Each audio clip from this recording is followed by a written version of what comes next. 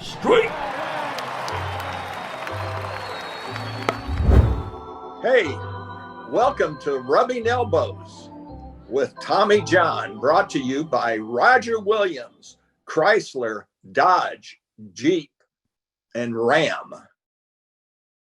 Anyway, we have a great show today, and it's about my friend and my catcher and the captain of the Yankees, Thurman Munson. Thurman Munson was a leader, a winner, and before his life was cut short, a Hall of Fame caliber player. Thurman Munson should get renewed consideration for the Hall of Fame. I'm gonna tell you a cute story. Recently, Reggie Jackson was on Bob Costas, and Bob Costas asked him, "Reggie, do you feel bad about the fact that you and Thurman Munson weren't friends?" And Reggie had a look in his face like he was so upset that if it wasn't on the air, he may have slapped Bob. So then for not doing his homework. So then he told the story about how in 1977, I actually arranged a dinner with Thurman and Reggie. And what had happened was we were in Detroit that summer, and Thurman's knees were bothering him a little bit. So he was getting some work done late. So he was with Monahan in the trainer's room. I was by Reggie's locker and he was getting ready. We had planned to go out. So I went over to the trainer's room. I saw Thurman was still there. I said, well, why are you here so late? So he told me what had happened and all that. So I go back to Reggie's locker and I said, "Reggie, Thurman wants to know if you want to go out and eat." So Reggie goes, "Thurman wants to go eat?" I said, "Yeah, he wants to go eat with us." So he says, "Well, let's do it." So I went back to Thurman and I said, "Thurman, Reggie wants to know if you want to go out and eat." And Thurman said, "Reggie said that?" And I said, "Yeah, he wants to go out and eat." So Gordie Howe had just opened up like a sports bar type of thing out there. So we went over there. So Reggie said, "Go get a cab." I went and got a cab. The two of them walked out together. We jumped in the cab and we went over to Gordie Howe's place. And they literally sat on one stool. They shared a stool. Believe it or not, these two big men are sharing a stool because the place was packed.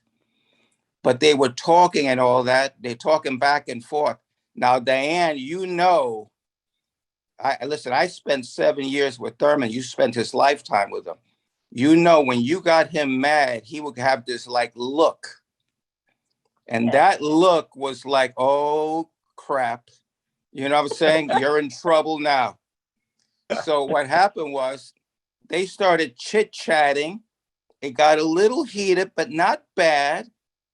And so Thurman said, "Listen, the only reason I'm here," Reggie said, "Hey, listen, the only reason I'm here is because Ray said you wanted to get together." And so Thurman looked at me like, "You little mother, you know what?" So they chatted. They actually shared a hamburger together. Okay. He took a bite. He took a bite. He took a bite. He took a bite. And you know what, Thurman, I'm not going to say exactly what he said, but he said something to the effect of, I never ate anyway. Let me leave it alone. And Reggie laughed his butt off.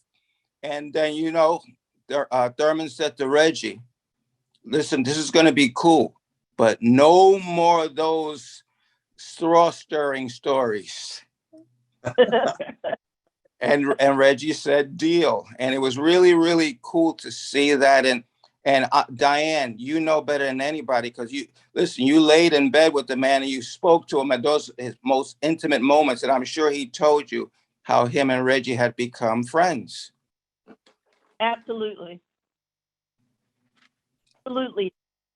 I'm glad and happy to say that worked everything out before his death, and they were actually friends, which pleases me, as they sometimes both felt like outsiders. I think there was a common thread there. Yes. And you know, what I hated about Thurman was that every once in a while, like, listen, I used to answer all of Reggie's fan mail, and Thurman would see that. So every once in a while, when it was just me and him, he would come over to me and he would go, "Hey, Reggie, I mean, Ray," you know what I'm saying?